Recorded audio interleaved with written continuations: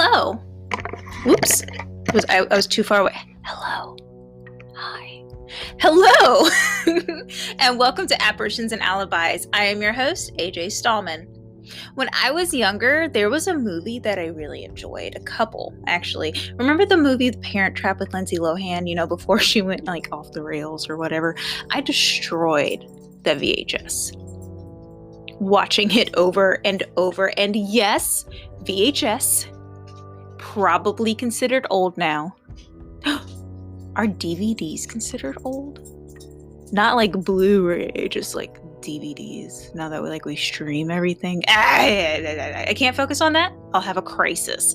Anyways, another movie I seem to enjoy was very magical. There were a variety of characters and colors. There were so many things happening in a dream type world. Witches, small people, talking lions, and horses that change color. Yes. What a magical world it was. Of course, I'm talking about The Wizard of Oz. And today, we will talk about some crazy things that happened on set. So I have my coffee. I have my dogs. Let's get started.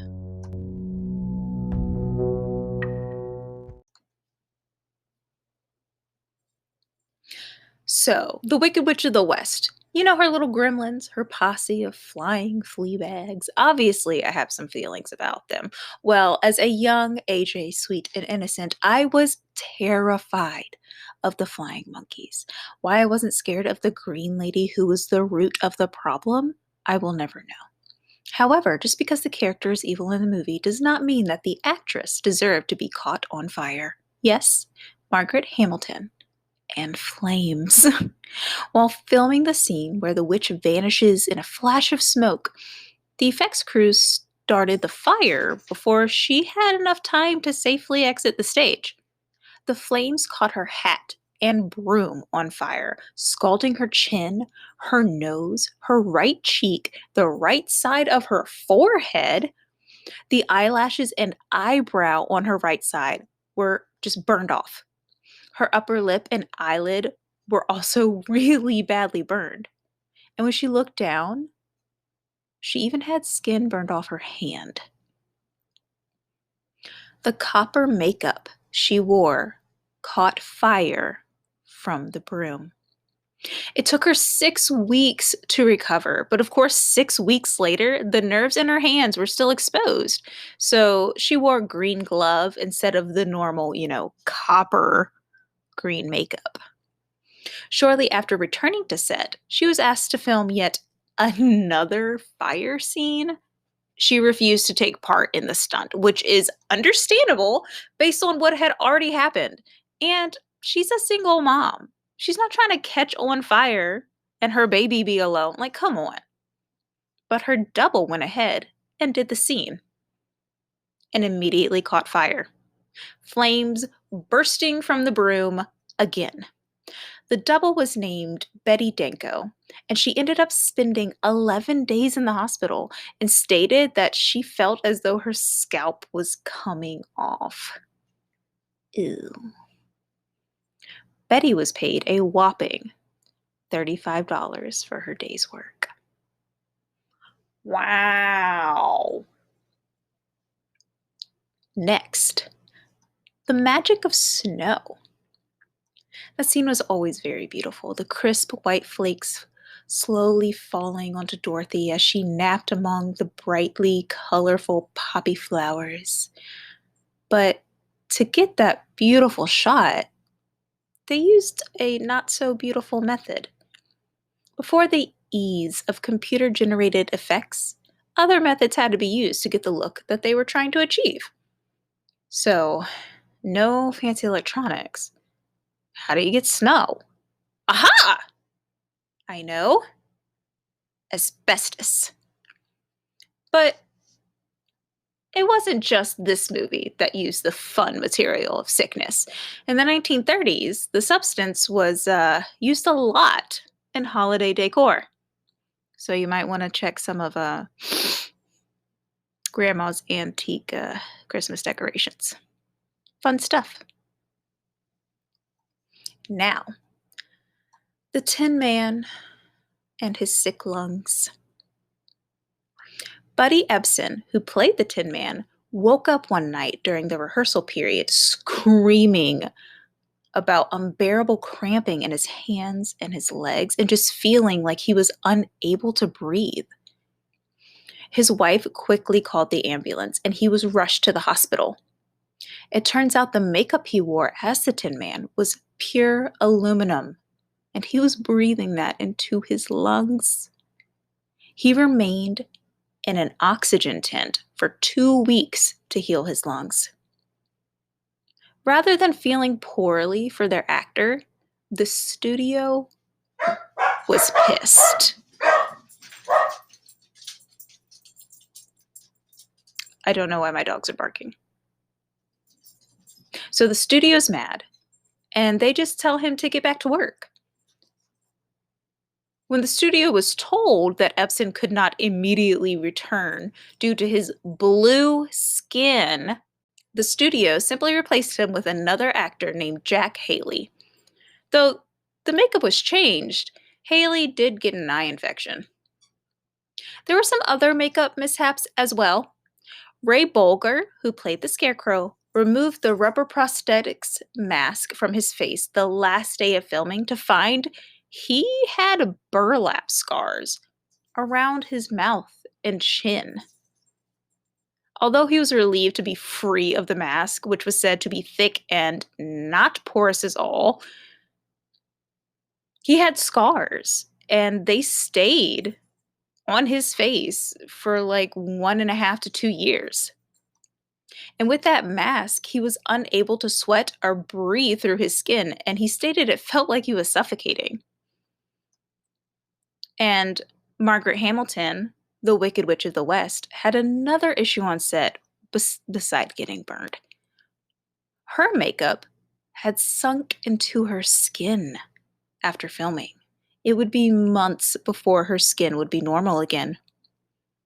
And to top it off, the actors who played Scarecrow, Lion, and Tin Man were unable to eat lunch inside of the studio cafeteria because, quote, the sight of them eating with their makeup was deemed disgusting. The poor Cowardly Lion actor lived on milkshakes and soup. Well, until filming started to take years, and then he was like, guys, I'm putting my foot down. No more soup, no more milkshakes. They're out of flavors. Y'all are just going to have to touch up my makeup after lunch. And good for him. Let a lion eat, you know? Now, continuing on the Cowardly Lion. The Cowardly Lion was a lion. Well, duh, AJ, of course the Cowardly Lion is a lion. It's in the frickin' name now. Just because I am a natural blonde does not mean I am blind. What I'm telling you is that the costume of the Cowardly Lion was actually made out of lion. These are before synthetic furs, and the only option was making the costume of actual lions. Actor Bert Lahr, who was the Cowardly Lion, wore only one costume through the film because of how difficult it would be to replicate the identical colorations and patterns. The costume was so heavy, though. It was being worn under Technicolor lights, which are just horribly hot.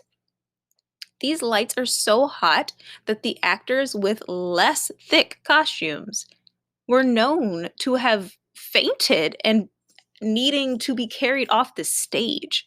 Bert put a lot of sweat in that costume. He actually soaked it to the point that the outfit would have to be put into an industrial drying bin each night just to dry it completely. Even though it probably did not smell the best. In 2014, the Cowardly Lion costume sold at auction for $3 million. Gross, but if anyone wants to buy a sweaty t-shirt from me for $100, like hit a girl up. But back to the Wizard of Oz.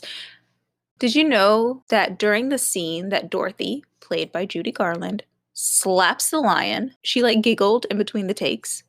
She was a young and silly girl, so of course acting like you're slapping a lion is, entertaining. However, the director, Victor Fleming, got angry with her and took Judy aside.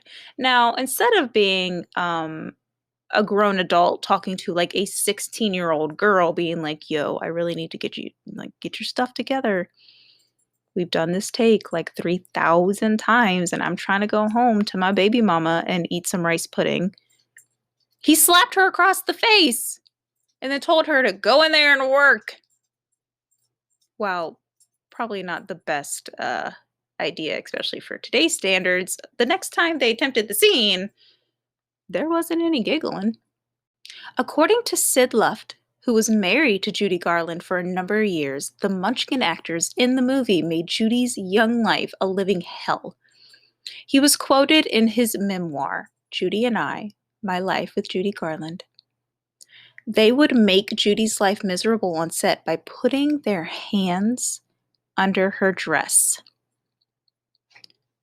Now, the Munchkins in The Wizard of Oz, the actors who played the Munchkins, they were like 40 years old and older. This was a 16-year-old girl. Dare I say little girl. I think of 16 and I'm like, you have a baby. But putting their hands up her dress.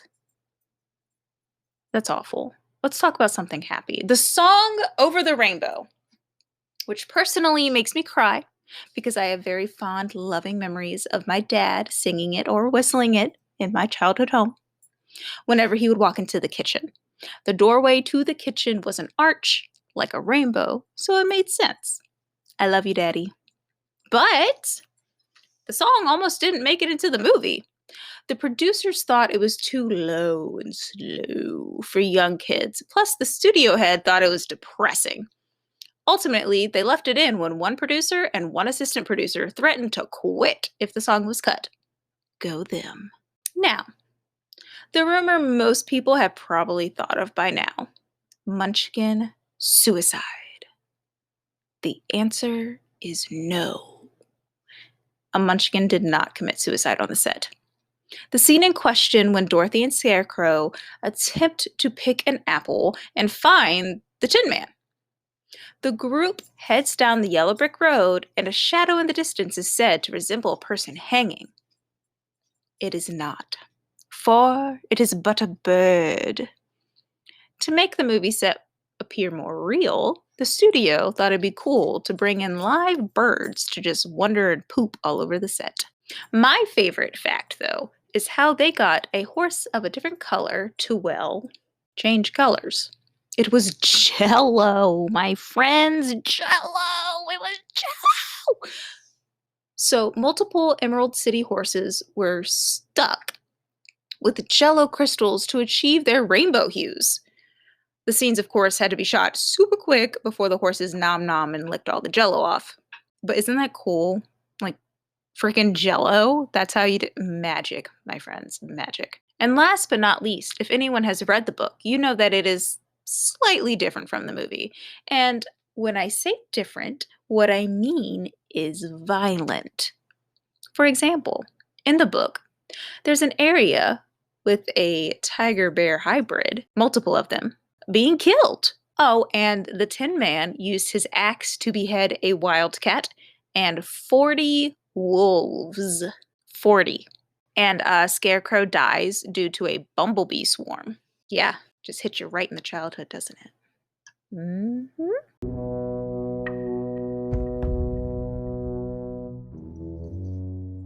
All that is some crazy stuff. And the fact that Judy barely got paid more than Toto, the dog? Like, what?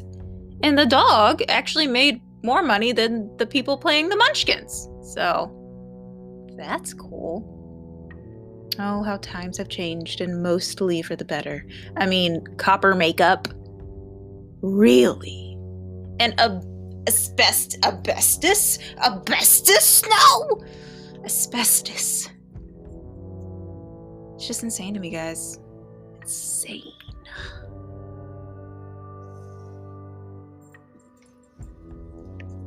As always, thank you so much for listening. Remember to rate and review wherever you listen. If you want to donate to the podcast, we do have a Patreon. You can find us on patreon.com/apparitions and alibis. On Patreon, there are a number of tiers that you can sign up for that are monthly donations to help the podcast run smooth. Feel free to follow us on Instagram and Facebook. And I love you all, and I hope you're having a great morning, night, afternoon, wherever you may be. And I will talk at you later.